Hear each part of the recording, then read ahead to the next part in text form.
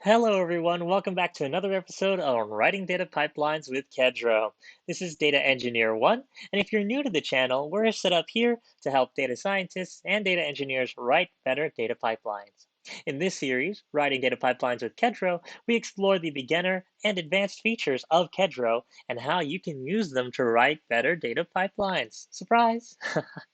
All right, in today's video, we're going to be working with an existing pipeline and then refactoring that pipeline in order to take advantage of the partitioned data set. Let's get started. We have a custom data set, which is actually reading images, saving images back into our computer. The images that we are saving, and let me show you really quickly, are very simply the images that I'm using for our thumbnails here on the channel. We have, for example, this introduction to data pipelines in Kedro. This is our very first YouTube video, and this is the thumbnail that we're using. What we're going to be doing is we're going to be adding a cat to that thumbnail. So let's say, for instance, I realize that cats are really the most popular thing out there, and I want to put more cats in my videos. So how can I get this cat into my thumbnail? Well, that's what we have our pipeline here for. Let's go ahead and go back to the pipeline itself. And let me show you what this pipeline can do. So basically here in this pipeline, we're taking our data set, which is a Kedro thumbnail and a cat image, and then outputting this modified image. So what we have here is this image data set, and we're just using the pillows library in order to work with image files. And so what happens is we have our custom data set. It's inside of our catalog as Kedro thumbnail, as well as our cat image. And so what we're doing is we're reading these guys using this custom data set, which is right up here, the image data set. And then what we're doing is once we read that, we're just doing a simple transformation. So we're doing just like trying to center the image, and then we do a Gaussian blur. It's very fancy. And then we output the final image. So when we run this Kedro pipeline, Kedro run, we should get a brand new image, right? And I will be able to show that to you in just a second. So here it is. It works just fine. And this is our output image. Basically, we've completely replaced the thumbnail and then put the cat in the center. This is just in case. Cats are actually way popular than me, which is probably true. Okay, so now here's the catch. We actually have a ton of Kedro thumbnails, and we have a ton of different cat photos. How do we combine the two together? All right, well, this is what we're going to be looking at today. So inside of our data folder, for example, what we have here is our raw folders full of our cat and Kedro images. And as you can see, there's actually more than one image file. Let's go ahead and remove this DS store. This is actually unnecessary. As you can see, there's more than one image file inside of here. So this is how we can actually utilize partitioned data set. So going back to our catalog, what we're going to do is we're going to add in new partition data sets. So instead of Kedro thumbnail, we'll just add a plural, Kedro thumbnails. The type is going to be the partitioned data set. And then the path, this is different than the file path. The path to the partition dataset is actually going to be the folder that contains all of the files that we want to add to those partitions. So this is the Kedro thumbnails folder. And then what we have to do is, in order to specify that type, we can actually pass in our CPD.io image data set. And then we just mentioned that the file name suffix that we're looking for is going to be .png. And I believe that is correct based on the file path there for the Kedro thumbnails. Those are PNG files. So what's going to happen here is the partition data set is going to open up every single file inside of this folder using our custom data set.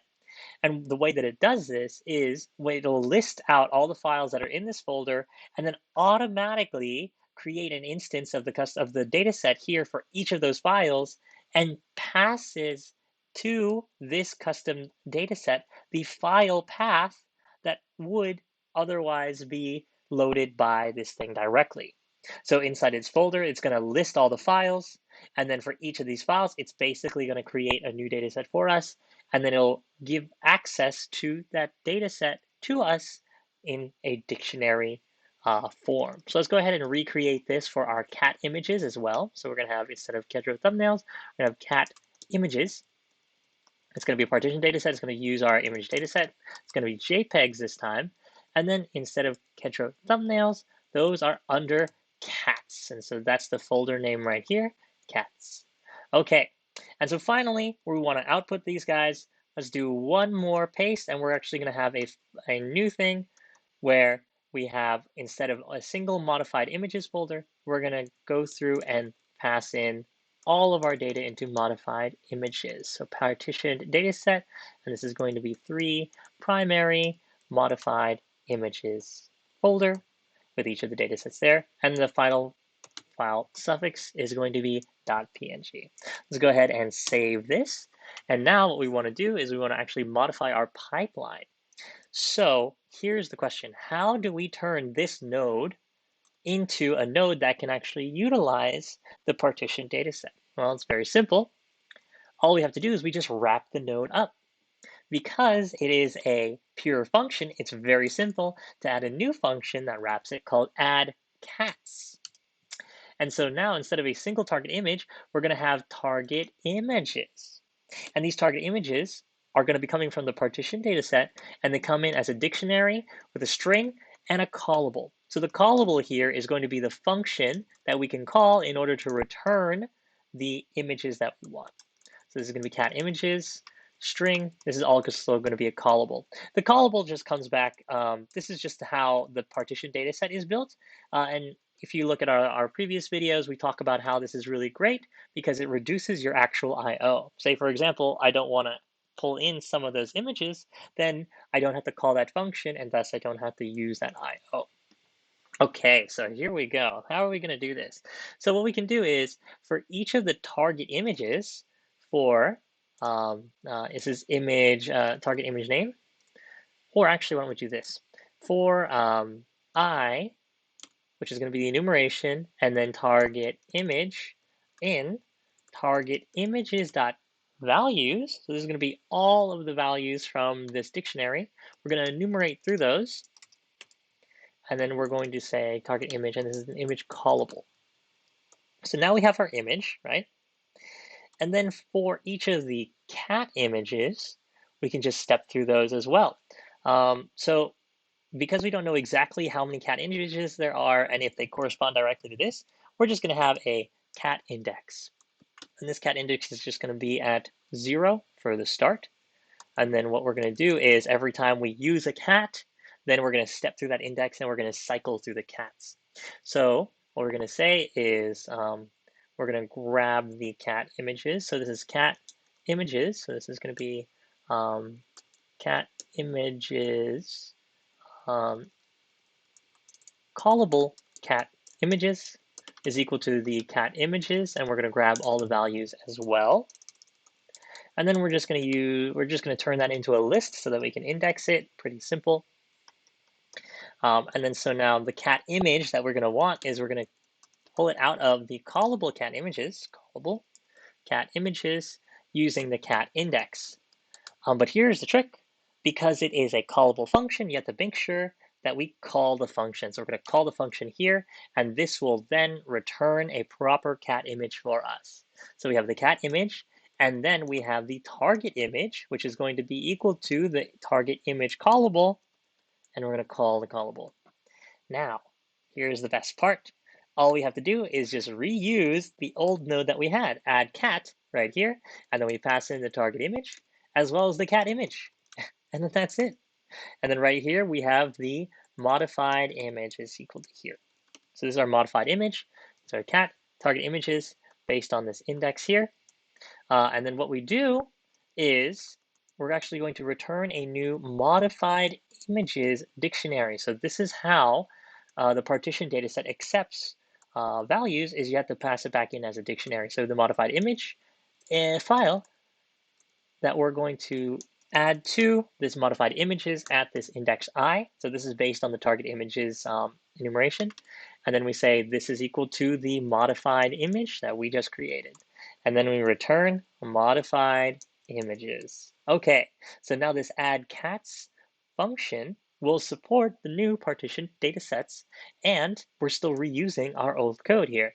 So as you can see, Kedro, because of this, the insistence on using pure functions for nodes, it becomes very, very easy to compose and wrap and modify functions in order to suit our needs.